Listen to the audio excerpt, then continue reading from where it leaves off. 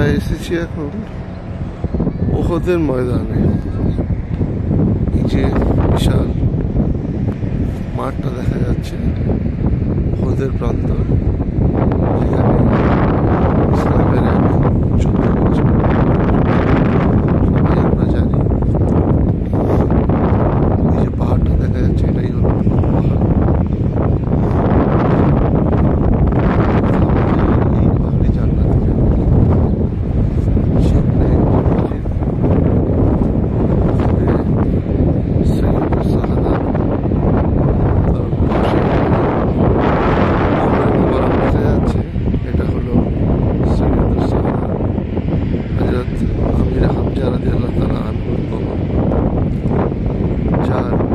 শহীদ হওয়ার পরে নবীজি চোখ কেঁদেছিলেন, সেই আমির হামজা রাদিয়াল্লাহু তাআলা আনহু সামনে কবরে মোবারক, এইখানেই ওনাকে শহীদ করা হয়েছিল।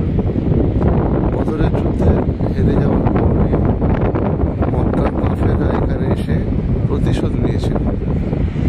আমরা যেখানে দাঁড়িয়ে আছি এটা হলো জাবলে রুমা। এই ছোট্ট টিলাটার উপরে 40 জন তীরন্দাজকে নবী দাঁড়াতে বলেছিল যতক্ষণ পর্যন্ত না ফাতহ হয়।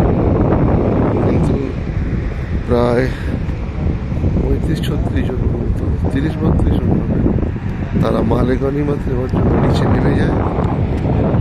তারপরে পিছন দিক থেকে ঘোড়সওয়াররা এসে প্রচুর সাহাবাকে শহীদ করে দিয়েছিলেন। এই সেই ওহদের প্রান্ত।